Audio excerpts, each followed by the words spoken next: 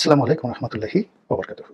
সম্মানিত দর্শক, ডক্টর মোহাম্মদ ইউনূসের নেতৃত্বাধীন যে অন্তর্বর্তীকালীন সরকার, এই সরকারের সফলতা নিয়ে এখন আর কোনো মানুষ স্বপ্ন দেখে না। এই সরকার অনেক ক্ষেত্রে ব্যর্থ হয়েছে এবং অনেকগুলো ব্যর্থতা তাদেরকে আগামী দিনগুলোতে মারাত্মক বিপদ এবং বিপর্যয়ের দিকে নিয়ে যাচ্ছে। একটি রাজনৈতিক সরকার যখন ভুল করে বা ভ্রান্তি করে বা তারা যখন ব্যর্থ হয়ে যায়, সেক্ষেত্রে তাদের ঘুরে দাঁড়ানোর জন্য যথেষ্ট সময় থাকে এবং অনেকগুলো উইন্ডো তাদের খোলা থাকে। কিন্তু একটি অগণতান্ত্রিক সরকার কিংবা একটি অনির্বাচিত সরকার, তারা যখন কোথাও ক্ষমতায় বসে, এই ক্ষমতাটা অনেকটা বন্দুকের নলের উপর বসা কিংবা সুইয়ের উপরে বসে বা সেই যাকে বলা হয় তলোয়ারের যে ডগা ফলা, সেটার উপর বসে রাজ্য চালানোর মতো ঘটনা ঘটে। তো এই কারণে কি হয় যে সব ক্ষেত্রে একটা জনসমর্থন, এটাকে বোঝানোর জন্য একটা গণতান্ত্রিক কাঠামো বা ভিত্তি দরকার হয়। আর আমরা যেটাকে বলি জনপ্রিয়তা, এটা একেবারে একটা ফানুষ একটা বিষয়। যেমন ধরুন, আমাদের দেশে যে বিপ্লব হলো, গণ অভ্যুত্থান হলো, এবং এই গণ অভ্যুত্থানের পেছনের নেপথ্য কারণটার একটা পুরোটাই ছিল সাবেক সরকারের ব্যর্থতা এবং তাদের অনেকগুলো অপকর্ম, জাল জালিয়াতি, তারপর জুলুম নির্যাতনের ফলে মানুষের ক্ষোভ এবং বিক্ষোভের ফলাফল। তো কাজেই মানুষ যে বিপ্লবে অংশগ্রহণ করেছে, তারা আগামীতে ডক্টর মোহাম্মদ ইউনূস ক্ষমতায় বসুক বা কোনো একটা রাজনৈতিক দল ক্ষমতায় বসুক, এই টার্গেট নিয়ে কিন্তু কোনো মানুষ রাস্তায় নামেনি। মানুষের রাস্তায় নামার একমাত্র কারণ ছিল শেখ হাসিনা যে কোনোভাবে বিদায় নিক। এর কারণ হলো তিনি মানুষের ভোটের অধিকার হরণ করেছেন, গণতন্ত্রকে ভূলুণ্ঠিত করেছেন এবং কথা বলার যে স্বাধীনতা, সেই স্বাধীনতাকে একেবারে টুটি চেপে ধরেছেন। ফলে তাকে নিয়ে মানুষের ক্ষোভ, ক্রোধ, বিক্ষোভ এর অভাব ছিল না। মানুষ গালাগাল দিত, মানুষ অভিশাপ দিত এবং সেই অভিশাপের প্রেক্ষিতে যে ঘটনাটা ঘটে গিয়েছে, সেটি এটি দৈব দুর্বিপাক, আল্লাহ রব্বুল আলমিনের পক্ষ থেকে একটি যাকে বলা হয় মাজেজা বা কারামত।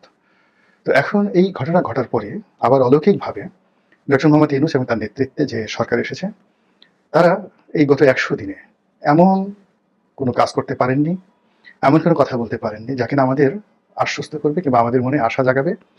আর আগামীতে আমরা তার নেতৃত্বের প্রতি অবিচল থাকবো, তাকে সমর্থন জানাবো এবং একেবারে সন্তুষ্ট চিত্তে যার যার অবস্থান থেকে দেশ এবং জাতির জন্য কাজ করে যাব।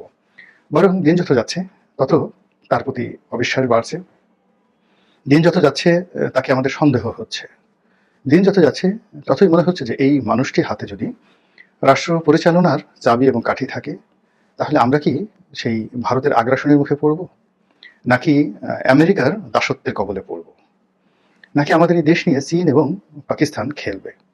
আমাদের দেশে কি গৃহযুদ্ধ হবে? আমাদের দেশে কি মারামারি, হানাহানি, কাটাকাটি, চুরি, ডাকাতি, রাহাজানি এগুলো চলতে থাকবে এবং এগুলো বাড়তে থাকবে? এই বিষয়গুলো নিয়ে আমরা কিন্তু সিদ্ধান্ত নিতে পারছি না। ইতিমধ্যেই একেবারে ভয়ঙ্কর রূপে অনেকগুলো সমস্যা আমাদের সামনে এসে পড়েছে। যেমন ধরুন, রাজনৈতিক দলগুলোর মধ্যে গত ২০ থেকে ৩০ বছরের যে বন্ধুত্ব ছিল, সেই বন্ধুত্বগুলো নষ্ট হয়ে গিয়েছে। যে বিশ্বাস ছিল, সেই বিশ্বাসগুলো ধ্বংস হয়ে গিয়েছে এবং যাদের সাথে যাদের শত্রুতা হওয়ার কথা ছিল, সেই শত্রুতা হয়নি, বরং যাদের সঙ্গে যাদের বন্ধুত্ব থাকার কথা ছিল, তাদের সঙ্গে উল্টো শত্রুতা হয়ে গিয়েছে। ফলে পুরো সামরিক যে কাঠামো, এই কাঠামোটা নষ্ট হয়ে গিয়েছে। রাষ্ট্রীয় যে বিধি ব্যবস্থা আছে, সে বিচার বিভাগ বলেন, পুলিশ বিভাগ বলেন, অর্থ বিভাগ বলেন, এইগুলোর প্রতি জনসাধারণের যে নির্ভরতা, বিশ্বাস এবং আস্থা থাকার কথা, সেই জিনিসগুলো নেই। মানুষ ব্যাংক ব্যবস্থা থেকে মুখ ফিরিয়ে নিয়েছে, ব্যবসা বাণিজ্য করার জন্য যে সহায়ক শক্তি দরকার, সেই জিনিসগুলো নেই এবং এগুলো ধীরে ধীরে আরো অবনতির দিকে যাচ্ছে। ফলে বাংলাদেশ নিয়ে আমরা যেভাবে চিন্তিত আছি, বাংলাদেশের সঙ্গে ব্যবসা বাণিজ্য রয়েছে এবং এই অঞ্চলটিকে যারা ভৌগোলিকভাবে গুরুত্বপূর্ণ মনে করেন, তারাও কিন্তু ভীষণ রকম টেনশনের মধ্যে আছেন। এর ফলে কি হচ্ছে, ডক্টর মোহাম্মদ ইউনূসের যে খ্যাতি, তার যে দ্যুতি বা ইউনূসের যে যাকে বলা হয় ম্যাজিক ছিল, ওটি ক্রমশ ঠুনকো হয়ে যাচ্ছে। দেশে তাকে নিয়ে কোনো আগ্রহ নেই, দেশের বাইরেও তাকে নিয়ে কোনো আগ্রহ নেই। এই যে আজারবাইজানে গেলেন, তো তিনি অনেক জায়গাতে গিয়ে ছবি তুলেছেন। আপনি দেখবেন যে বলতে গেলে তুরস্কের যিনি প্রেসিডেন্ট এরদোয়ান, তার সঙ্গে ডক্টর ইউনূসের ছবি এবং তার হ্যান্ডশেক করার যে বডি ল্যাঙ্গুয়েজ, এটা দেখলেই আপনি বুঝতে পারবেন। তো এরকম অনেক কিছু হচ্ছে যেগুলোতে তার যে সারা জীবনের অর্জন, সেই অর্জনগুলো একেবারে নষ্ট হতে বসেছে। তো কাজেই এখন তাকে এই ৮৬ বছর বয়সে আবার নতুন করে সাজিয়ে, নতুন করে তাকে উদ্দীপ্ত করে এবং তার যারা সঙ্গী সাথী আছেন, এই সঙ্গী সাথীদেরকে নিয়ে আবার নতুন উদ্দীপনা যুদ্ধ শুরু করা, মানুষের মনে আশা জাগানো একেবারে অসম্ভব ব্যাপার। কারণটা কি? আমি এখানে ৭টি কারণের কথা বলেছি, আসলে এখানে ৭০টি কারণ হবে। বা ১৭০টি কারণ হবে। কেবলমাত্র জাস্ট মূল বিষয়গুলো আপনাদেরকে বলছি। উনি যে ব্যর্থ হলেন, প্রথম ব্যর্থতা হলো উনি কখনো রাজনীতি করেননি, রাষ্ট্র পরিচালনার সঙ্গে সম্পৃক্ত ছিলেন না এবং রাজনীতিবিদদের সঙ্গেও তার কারোরই কোনো বন্ধুত্ব বা সখ্যতা নেই। জাস্ট একটা উদাহরণ দিই। তিনি যখন এর আগে ১১ সময় একটি রাজনৈতিক দল গঠন করতে চাইলেন, তো অনেক মানুষের সঙ্গে তার যোগাযোগ হলো সবই অরাজনৈতিক। তো আমাকে জনাব মাহমুদুর রহমান মান্না একদিন তিনি খুব আফসোস করে বলছিলেন যে চট্টগ্রাম বিশ্ববিদ্যালয়ে ডক্টর মোহাম্মদ ইউনূস তার সরাসরি শিক্ষক। তো কাজেই ১১ পরে তিনি একটা রাজনৈতিক দল করবেন। রাজনৈতিক অঙ্গনে তিনি যদি সেটি খুব গুরুত্বপূর্ণ মনে করতেন, সবার আগে তার ছাত্রকে তিনি ডাকতেন যে, "বাবা আসো, কি করা যায় বলো?" বাংলাদেশে মাহমুদুর রহমান মান্নার চাইতে সংগঠন করা, দল করা এবং ডক্টর ইউনূসের পরিচিত জনের মধ্যে দ্বিতীয় কোনো ব্যক্তি নেই। সেই কাজটি তিনি গত বছরও করেননি, এবারও তিনি সেই কাজটি করেননি। তো তার সঙ্গে রাজনীতির কোনো সম্পর্ক নেই, রাজনীতিবিদদের কোনো সম্পর্ক নেই, রাজনীতি তিনি বোঝেন না, কিন্তু এই রাজনীতির সর্বোচ্চ চেয়ারে তিনি বসেছেন, এটা তার প্রথম ভুল। দ্বিতীয় ভুল হলো যে তাকে ঘিরে মানুষের যে স্বপ্ন আর তার যে আউটপুট দেওয়ার যে ক্ষমতা, এর মধ্যে এত বেশি পার্থক্য, যে পার্থক্যের কারণে এখন মানুষের স্বপ্ন দুঃস্বপ্নে পরিণত হয়েছে। ৩ নম্বর হলো তার সিলেকশন। তিনি যাদেরকে সিলেকশন করেছেন, প্রথমত একটা শ্রেণী তিনি সিলেকশন করেছেন একেবারে নিজের আপনজন কাছাকাছির যারা মানুষ তাদেরকে। তার কার্যক্ষেত্র এবং তার মানে অধিক্ষেত্র, মানে তার যে মানে বাসভবন কেন্দ্রিক বা অফিস কেন্দ্রিক যে পার্সোনাল পোস্টগুলো রয়েছে, পোর্টফোলিওগুলো রয়েছে, সেখানে তিনি তাদেরকে নিয়োগ দিয়েছেন যারা চট্টগ্রামে বাড়ি, তার পূর্ব পরিচিত এবং তাদের কোনো যোগ্যতা অভিজ্ঞতা এটা কোনো কিছুই তিনি গ্রহণ করেননি। এর বাইরে কিছু মানুষকে তিনি নিয়োগ দিয়েছেন, যে নিয়োগের সঙ্গে আমার কাছে মনে হচ্ছে না যে তার কোনো গ্রিন সিগন্যাল ছিল। তাকে জিজ্ঞাসা করা হয়েছে বা তিনি এই বিষয়গুলো জানেন। এখানে পর্দার অন্তরালে অনেক কিছু ঘটে, যার দায় দায়িত্ব তাকে নিতে হয়েছে, কিন্তু তিনি সেই জায়গাটিতে তিনি একটা নেগোসিয়েশনের জায়গাতে বা কমান্ডিং একটা ভয়েজের জায়গাতে তিনি পৌঁছাতে পারেননি। ফলে তার যে লোকগুলো একেবারে অথর্ব, আর অন্য যে লোকগুলো রয়েছেন যারা এসেছেন তাদের কারোর উপরে তার কোনো পলিটিক্যাল, ফাইন্যান্সিয়াল, তারপরে এথিক্যাল এর যে প্রেশার, এই প্রেশার দেওয়ার মতো কোনো ক্ষমতা বা কানেকশন তার নেই।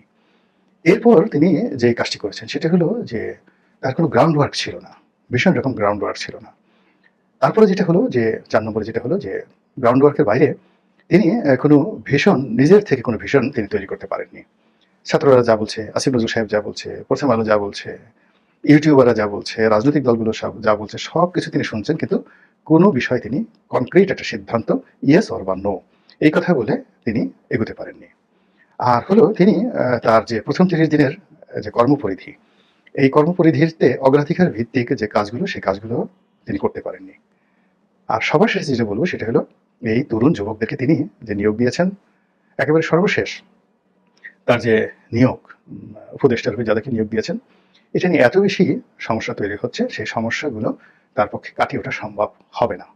তাকে এক্সট্রিম পর্যায়ে যেতে হবে, অর্থাৎ তাকে he has to go, or তাকে সাস্টেন করতে হলে তাকে দমন পীড়নে যেতে হবে এবং ছাত্রদের সাথে সম্পর্কটা নষ্ট হয়ে যাবে। এখন ফার্স্ট থিং হলো যে এই যে বিপ্লব, এই বিপ্লবের ভবিষ্যৎ কি? আমি খুব স্পষ্টভাবে আমার যে সিক্স সেন্স, সেই সিক্স সেন্স অনুযায়ী আমার যেটা মনে হচ্ছে, প্রথমত যেখানে রাতারাতি আওয়ামী লীগ ক্ষমতায় আসবে, নির্বাচন হবে, জামাত ক্ষমতায় আসবে বা বিএনপি ক্ষমতায় আসবে, এই বিষয়গুলো বলতে গেলে বর্তমান প্রেক্ষাপটে অসম্ভব একটা বিষয়।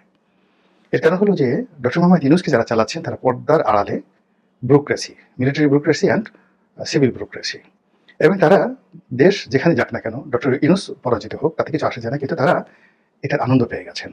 তো কাজেই যদি এখানে বিএনপি আসে, জামাত আসে, আওয়ামী লীগ আসে, এই আমলাতন্ত্রের যে এই মুহূর্তের দাপট, এই দাপটটা মুহূর্তের মধ্যে ভ্যানিশ হয়ে যাবে এবং এখন যারা এই কর্মকাণ্ডের সাথে জড়িত তারা সবাই রাজনৈতিক সরকারের হাতে নিগৃহীত হবেন অতীতের যে কোনো সময়ের চাইতে।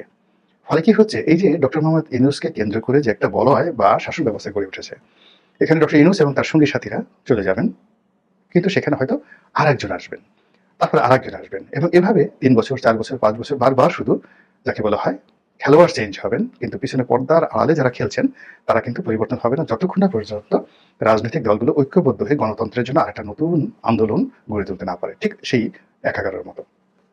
তো সেক্ষেত্রে আগামী দিনগুলোতে প্রায় ৭টি অশনির সংকেত ডক্টর মোহাম্মদ ইউনূসের জন্য, দেশ এবং জাতির জন্য অপেক্ষা করছে।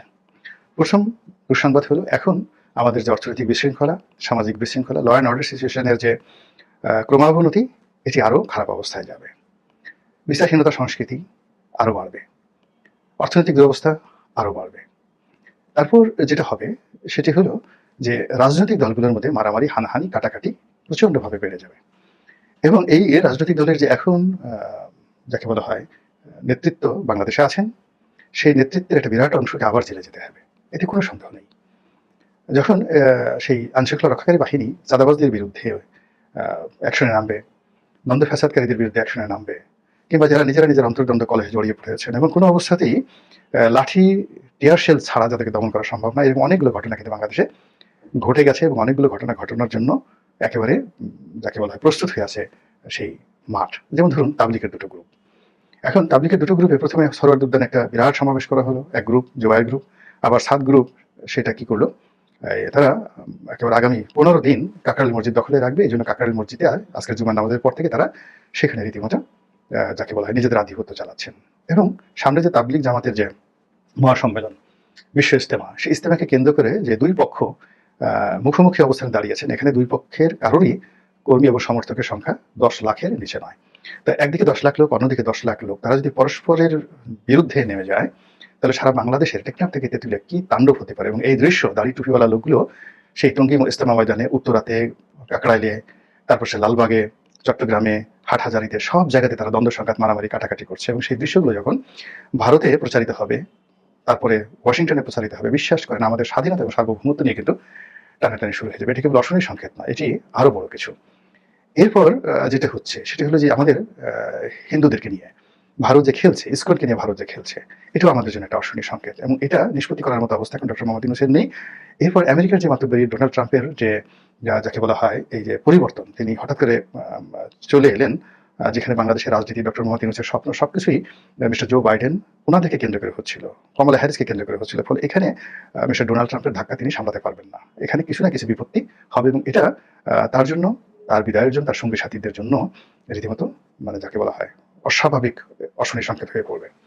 এবং তার জন্য সবচেয়ে মারাত্মক বিপর্যয় মানে ডেকে নিয়ে আসবে সেটা হলো তার অ্যাপয়েন্টি, মানে এই যে ছাত্র জনতা যারা তাকে ক্ষমতায় বসিয়েছেন, যে সমন্বয়করা, তারা খুব দ্রুত তার বিরুদ্ধে রাস্তায় নামবেন এবং তাদেরকে সামলানোর মতো অবস্থা মূলত ডক্টর মোহাম্মদ ইউনূসের নেই। এবং ডক্টর মোহাম্মদ ইউনূস যদি কোনো গোয়েন্দা সংস্থার কথা আসতো, সেই ছাত্রদলের লোকদেরকে, শিবিরের লোকদের, শিবির তো নামবে না, ছাত্রদলের লোকদেরকে এই সমন্বয়কদের বিরুদ্ধে নামিয়ে দেওয়া হয়, ঢাকা শহরে রক্তারক্তি শুরু হয়ে যাবে।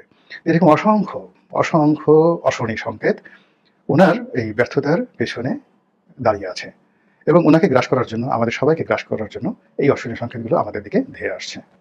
আল্লাহ আমাদের সবাইকে হেদায়েত দান করুন এবং হেফাজত করুন। আসসালামু আলাইকুম ওয়া রাহমাতুল্লাহি ওয়া বারাকাতুহু।